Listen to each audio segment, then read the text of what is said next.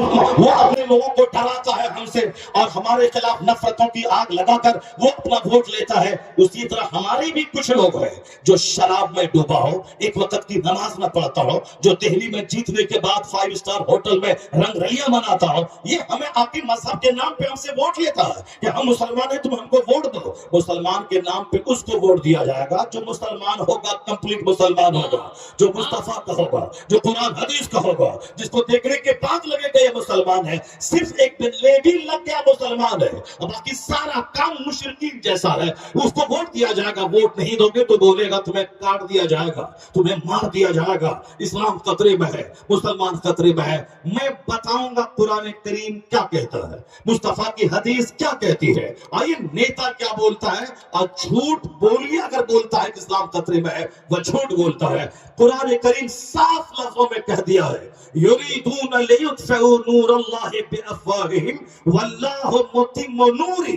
اللہ کہتا ہے یہ مشرکین, یہ کفار اپنے منہ سے اسلام کا چراغ بجھانا چاہتے ہیں, اللہ اس نور کو پورا کرنا چاہتا ہے. جو اللہ اسے پورا کرنا چاہتا ہے اور یہ اس نور کو بجھانا چاہتے ہیں. بندوں کا چاہا ہوا ہوگا یا اللہ کا چاہا ہوا ہوگا. یہ بندہ کمزوری کا پتلا ہے, بندے کی ہسٹری کمزور ہے, انسان کی تاریخ کی کمزور ہے. انسان پیدا ہوا کیسے ہے؟ انسان پیدا ہوا ایک ناپاک قطرے سے, جس کی ابتدا اتنی کمزور ہو کہ ناپاک قطرے سے پیدا ہوئے ہوں, جس کی ابتدا اتنی کمزور ہے یا بچتی ہوئی مٹی سے پیدا ہوا ہے, جس کی بنیاد اتنی کمزور ہے کہ کئی بار شرمگاہوں سے کا گزر ہوا ہے.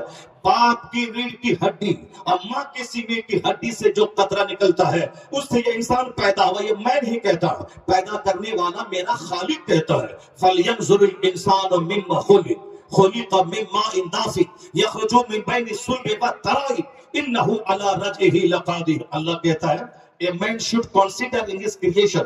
آدمی کو اپنی پیدائش پہ غور کرنا چاہیے کہ پیدا ہوا کیسے ہے. اللہ کہتا ہے وہ پانی کا کودتا ہوا قطرہ منی کا جو باپ کی ریڑھ کی ہڈی سے نکلتا ہے, ماں کے سینے کی ہڈی سے نکلتا ہے, اور وہ بچہ دانی میں پہنچتا ہے اور 4 مہینے تک وہ نطفہ اپنی اصل حالت پہ رہتا ہے. اگلے 40 دن تک, اگلے 40 دن میں وہ لوتھڑا بنتا ہے, اگلے 40 دن میں ڈھانچہ تیار ہوتا ہے, اگلے 40 دن کے بعد اس میں جان ڈالی جاتی ہے. 120 دن کے بعد اس میں جان ڈالی جاتی ہے.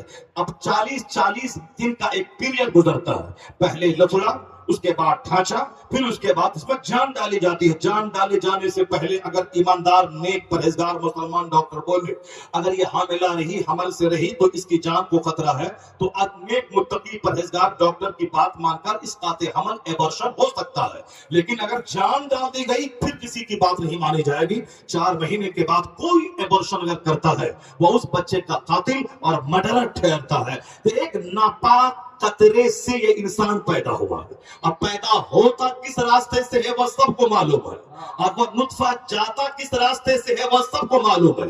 یہ پوری کہانی قرآن میں 2-4-10 جگہوں پہ بیان کیا گیا ہے. یہ بیان کیوں کیا گیا ہے؟ صوفیاء کرام کہتے ہیں لوگوں کا مزاج ہے, جب جوانی ملی مغرور ہو گیا, دولت ملی گھمنڈی ہو گیا, چھوٹا سا گھر کچے کا پختہ بنا دیا, اب وہ صاحب سماج میں اپنے آپ کو سب سے بڑا سمجھنے لگا. حسن پہ مغرور ہوتا ہے بندہ, مکان پہ مغرور ہوتا ہے بندہ, تھوڑی شہرت مل گئی اس میں مغرور ہوتا ہے بندہ, طاقت جوانی ملی اس میں مغرور ہوتا ہے. یہ غرور تو اسے تباہ کر دے گا. یہ غرور تو سماج میں نفرتوں کی آگ لگا دیا ہے. آج سماج میں ہر آدمی تنہا محسوس کرتا ہے کیونکہ ہر آدمی اپنے آپ کو دوسروں سے بڑا سمجھتا ہے. غرور کی وجہ سے کوئی کسی کے گھر نہیں جاتا ہے, تو ہر آدمی عید کے دن اپنے گھر میں بالکل بھینس بن کے بیٹھا رہتا ہے, پہل کر کے نہیں جاتا, منتظر رہتا ہے کہ وہ میرے گھر میں آئے. اب وہ بھی منتظر رہتا ہے کہ میرے گھر میں جائے, نہ وہ آتا ہے نہ یہ جاتا ہے, دونوں اپنی سوئی خود کھاتے ہیں اور محبتوں سے محروم رہتے ہیں. محبت وہاں نہیں ہوتی جہاں انتظار کیا جاتا ہے, محبت وہاں ہوتی ہے جہاں خود سے پہل کی جاتی ہے. بندہ خود سے پہل کرے, منتظر نہ رہے کہ وہ سلام کرے گا بلکہ خود سے سلام میں پہل کرے. انتظار نہ کرے کہ وہ میرے گھر میں آئے گا, پہل کر کے یہ خود اس کے گھر میں چلا جائے. وہ ساری کیفیتیں جب تھی تو غربت میں بھی راحت کا مزہ ملتا تھا, اور آج سب مکان بنا رہے ہیں اور سب کا دل اجڑ رہا ہے, سب کا چہرہ اجڑ رہا ہے. سماج نفرتوں کی آگ میں جلتا چلا جا رہا ہے.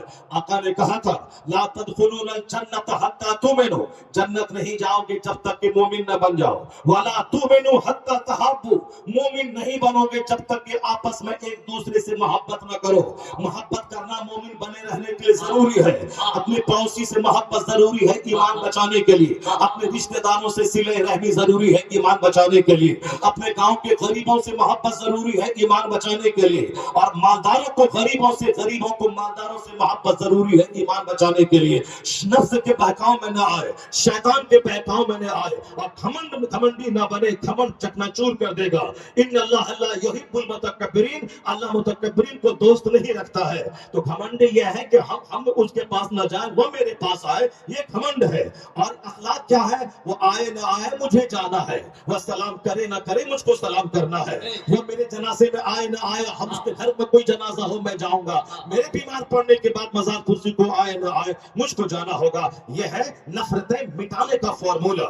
جب بندہ 10 بار سلام کرے گا سامنے والے کو, تو سامنے والا ضرور 11ویں بار سلام میں پہل کرنا چاہے گا, چونکہ اخلاق آدمی کے دل کو مسکر کر لیتا ہے. اور یہی اخلاق محمدی ہے. اور یہاں نفرتوں میں جیتے ہیں کہ صاحب شوہر بیوی کو سلام کرے گا, بیوی کہتی ہے ہم کم ہیں کیا ہم شوہر کو سلام کریں, ہم کیوں کریں, ہم اس سے کم ہیں کیا, ہم سلام کریں گے تو وہ سمجھے گا یہ ہم سے ڈر گئی ہے, یہ ڈرتی ہے ہم سے سلام, ڈرتی ہے اسے بار بار سلام کرتی ہے, یہ بولتی ہے شوہر سمجھے گا یہ ڈر رہی ہے. اور شوہر سوچتا ہم سلام کریں گے تو بولے گا کہ شوہر ڈر رہا ہے, یہ صاحب ہم اسے ڈر رہے ہیں, یہ ہم کو سلام کر رہا ہے. ان دونوں بھی ایک دوسرے سے دوریاں بنا رہے ہیں, ایک دوسرے پر اعتماد ختم ہو رہا ہے. محبت کا طریقہ یہ نہیں ہے.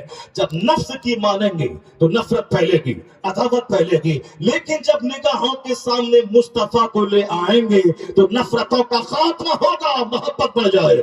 آپ صرف یہ کہیں میں شیخ الحدیث ہوں تو کیا ہوا, میں شوہر ہوں تو کیا ہوا, میں مالدار ہوں تو کیا ہوا, مصطفیٰ سے بڑا کون ہے دنیا میں؟ وہی جانی ایمان وہ ہے, اصل ایمان وہ ہے, روح ایمان وہ ہے, کنز ایمان وہ ہے. ہوتے کہاں خلیل و بنا کعبہ و بنا, لالات والے صاحبی یہ سب تمہارے گھر کی ہے. کہاں ہمیں دین ملتا, کہاں ہمیں قرآن ملتا, کہاں خدا کی پہچان ملتی. یہ ساری نعمتیں مصطفیٰ کے صدقے میں ملی ہے. تو حضور کو ماڈل مصطفیٰ اللہ نے ہمارے لیے بنایا ہے.